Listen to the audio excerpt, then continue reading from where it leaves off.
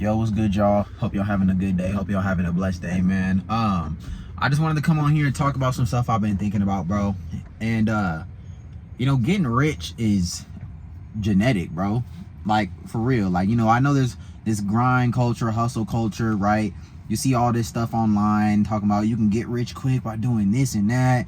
And they try to sell you on all these, pyramid schemes and scams and, side hustles and stuff that don't really make you no money unless you the one selling it.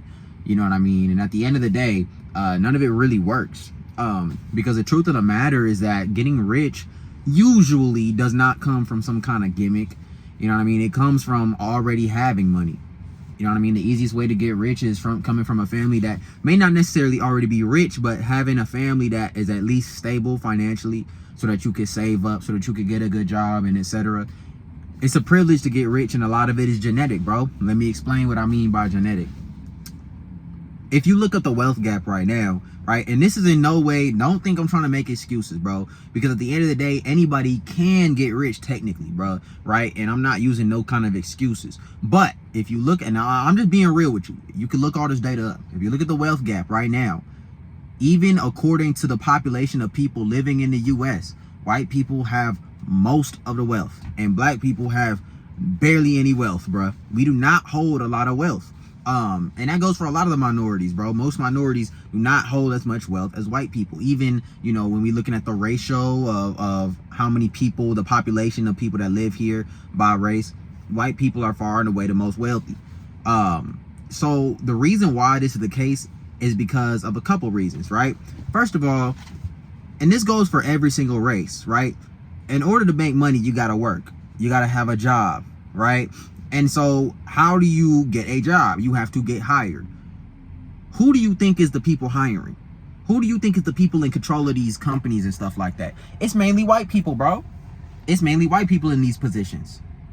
Okay, and understand that what we have is called in-group bias. There might be some kind of other scientific term, but basically in-group bias, and the way I'm trying to use it is that we always will have a bias for our own group. Simple, right? If you are a black person, you want to be around other black people. If you was a black CEO, you would like to hire other black people, right? Now, I'm not saying that you only gonna hire black people, but what I'm saying is if you come across a young brother who's got his head on straight, you will be probably more inclined to hire that person. Same thing with white people. It would be the same thing with Mexicans, same thing with Asians, same thing with Indian. It don't matter. Any race, we all have our bias in group. You can even see this in dating, right? Most couples are not interracial. Most couples are, same group. We prefer our own group majority of the time. On average, generally, we prefer to have people of our own group around us. You know what I'm saying? So white people, yes, it's going to be harder for you to get hired anywhere if you're not white. That's just a subconscious preference. That's just the truth. People are going to want to hire people that look like them. Like, I went on a black cruise over summer. And on this cruise, I never felt so comfortable in my life. I woke up and I felt like how the white people feel. I was able to look to my left and to my right and see people that look like me. It was a new feeling to me. You know what I'm saying? I left that cruise feeling black as hell. I felt black as hell leaving that cruise. I felt good. But understand that we all have in-group bias. So this is obviously going to make it very difficult for you to do well in any kind of job market. It's going to make it very, very difficult for you to become rich, for you to save up money, right? Because in order to save up money, you have to have a job, right? And even for those of you that are saying, well, you could become an entrepreneur. I believe this is called the halo effect, right? But there's another thing. Understand that white people are generally seen as the beauty standard, right? And white people are generally seen as, the victors at the top. Why is this important? Because when you are an entrepreneur and you are selling things, people buy from people that they like. People buy from people that are attractive, right? These superficial things, they matter, right? And understand that white people are technically the beauty standard in the US. The reason why is because they're always going to be the standard, because they have been seen as the victors throughout history. White people were doing the colonization, not the ones getting colonized. They were the ones spreading around. And this is not, I'm not trying to hate on, the Anglo-Saxons. I ain't trying to hate on the Caucasians. I'm just telling you how it is. I'm not trying to hate on nobody at all. I'm not trying to hate on no type of particular race. I'm not blaming nobody. I'm not like that. But I'm telling you how it really is IRL. So white people have been seen as the victors for years and years and years. And what this has done is we now paint white people as the standard. You know what I'm saying? For pretty much anything, even professionalism, right? What does it mean to look professional? You have to have a clean cut, right? Have you ever seen a white person not have a clean cut that caused them to not get a job? No. You want to know why? Because what clean cut really means is we want your hair to look as much as white people as possible, right? And so black people, obviously, like, think about it. If you have long hair as a black man, it's seen as unprofessional. You get dreads or you get braids, it's unprofessional because it's it's dirty and unkept. Well, the funny part about that is it's so ironic that they view dreads and braids as unprofessional because they're dirty and unkept, because white people were actually the last people to learn how to bathe and shower. So that's so funny that they got the nerve to call our hair dirty, but that's neither here nor there. But again, they are the standard for looking professional, right? White people are the standard for looks and beauty. Think about, and this is in every race. This is in every black people prefer light skins. I remember being in high school and getting made fun of because I was too dark. I mean, I'm dark skinned, but I ain't that dark. I was in high school getting made fun of because I was too dark by other black people. I was called ugly by other black people because I was dark, not because of how I looked, but because I was dark. They said that to my face. It was only recently that dark skins got any kind of love on social media, but in reality, yes, light skins are preferred, bro. Even in the black community, and this is every community. The Hispanic community, I've seen it. Hispanics prefer Hispanics that look a lighter skin, fairer skinned, white skin. You know what I'm saying? But the perfect example of this is the Asian community. Now, the Asian community is also, they got a lot of money as well, right? But what I want you to notice is that the thing about the Asian community is that they hold the white community in the highest regards. In fact, in a lot of places in East Asia, what they will do is they want their skin to look as white as possible. They wear gloves so that they don't tan in the sun. You know what I'm saying?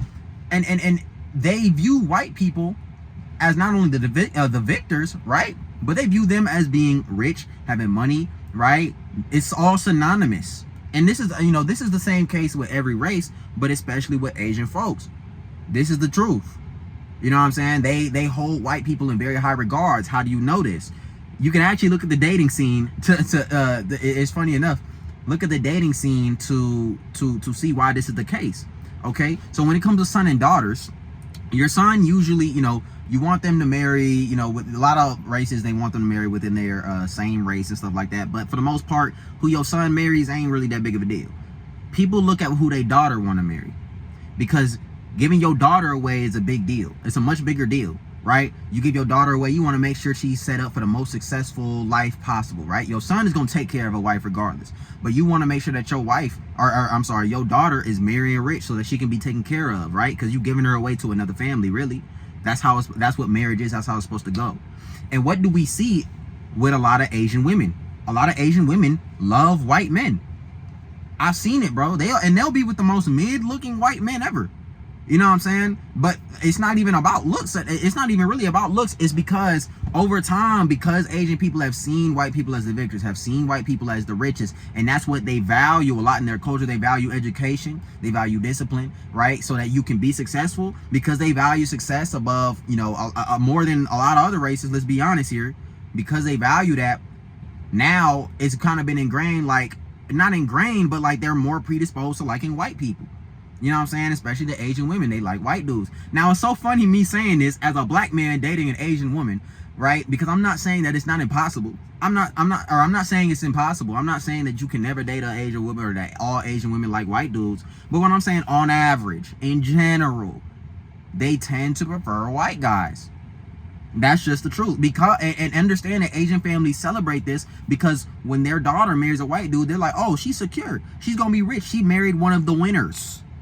She married one of the guys at the top of the food chain, right? So why is this important to getting rich? Because all of this has to do with the halo effect. We view white people as the top, and so it's easier for them to go through life. It's easier for them to get hired. It's easier for them to go to the bank and get a loan. It's easier for them to get rich because they have more advantages. Now, I'm not saying it's impossible to get rich as another race. I'm not. There's a lot of rich other races, but I'm saying that you are going to have a much, much more difficult road, bruh. And you're going to be blocked, by things that are out of your control. because these are subconscious things, right? We don't all go out and try to be, oh, I'm only gonna like my own race, I'm only gonna like white people. No, but these are subconscious things that have been implanted into our minds. Understand that, because of how history has gone over time. You know what I'm saying? White people have always been at the top, and so it's like it's almost like that. I forget the name of the experiment, right? But I think it was an experiment done, or I don't know if it's just an analogy. I don't know. But if you put some frogs in a jar, right, and you put a lid on that jar, and they can only jump as high as that lid for 30 days. When you take that lid off, they only gonna ever be able to jump as high as that lid. You know why? Because it's been ingrained in their mind, it's muscle memory, that you can only jump that high. Self-limiting beliefs. That's exactly what we're going through, right? We only believe that because white people that have been at the top for so long, we believe that that's how it's supposed to be. That's professional. That's, you know, who's supposed to be rich, right? We've never been able to go beyond that because of these self-limiting beliefs, all right? And so with that being said, another part of this is culture, right? Understand that culture plays a big role in this. Let's be honest here, bro. A lot of black people, a lot of brown people, we live in the hood, bro. It's very, very difficult to, you know, go to school and get good grades and go to college and get a good education. It's very, very difficult to become a legit entrepreneur when you're surrounded by gang violence. It's very difficult to be born into a situation where, like, bro, both of my parents, and the crazy part about it is, like, both of my parents, I grew up in the suburbs, bro, right? Both of my parents, you know, were able to get money, get rich, really, you know what I'm saying, and start to build wealth, for real. And the thing about it is that we didn't come from money. My parents both came from nothing. South Central LA had nothing. Used to go home and you couldn't go certain ways because it was gang violence all over, bro. You know what I'm saying? This back, they grew up back, what? They was born in the late 60s? You know what I'm saying? 70s, 80s. Drugs all over the place, liquor store around the corner, and this is still going on today. It's very difficult to be able to have the privilege to go to school and do the same things that other kids have access to. It's hard to save money when you ain't got nobody in your ear telling you to save money. All you see around you is gang violence and people scamming and doing all this other type of shit to get money. And then they can only buy, you know, Hellcats and shit and clothes. They ain't investing in stocks. They ain't doing all this other type of shit, right? So a lot of it is culture, right? Because that's the culture of the black person. Culture, black culture in the hood has now become synonymous. That's not how it should be. Black people are now, it's now within us, oh yeah, now we gotta act like hood, we gotta act ghetto, or else you're not black. You're not black if you don't act hood. That's exactly what the fuck is keeping us down, my nigga. I'm not saying that we gotta act all, you know, proper. I ain't saying we gotta change our hairstyles and cut our hair and get rid of, but what I am saying is we gotta stop acting so damn hood all the time, bro.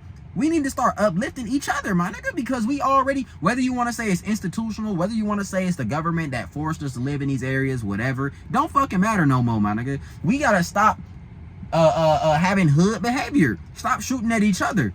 Stop worrying about shit that don't matter. We really gotta start coming together and forming more of a community as black people, for real. And this goes not just for black people, but if you watching this and you Mexican, same thing. If you Guatemalan, if you Cuban, if you South Asian, Indian, Native American, shit, whatever you are, bro, we need to start coming together and really, you know, getting shit together, man.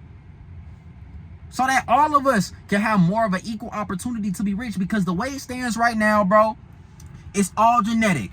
If you was born white, it's a good chance that you're gonna at least be upper middle class, bro. And that's just straight up how it is. If you was born black, it's a good chance that you ain't gonna be shit. And that's some real harsh shit that a lot of people don't want to fucking hear. But it's the reality of life, and it's the elephant in the room that don't nobody want to talk about. And it's all because of culture and psychological stuff, bias, the halo effect, like I was talking about earlier, man. So at the end of the day, bro, I'm not saying that it's impossible to get rich, but what I'm saying is that a lot of the advantages that people have are genetic. It's just luck. It's just luck, bro. It's the luck of the draw. So work hard, keep your head down and grind, bro. And man, understand that if you are a minority, bro, you're gonna have to work harder, but it ain't impossible, bro. Keep going, keep going, keep going. The odds are stacked against you, bro. But understand that once you get to the top, bro, treat your own people with the same way white people be treating each other. Treat your own people the same way. You know what I'm saying? Look out for the brothers that actually got their head on straight. Look out for all that shit, man. Anyway, that's all I got for y'all today. I hope y'all enjoyed today's video. I'm out. Let me know. Peace.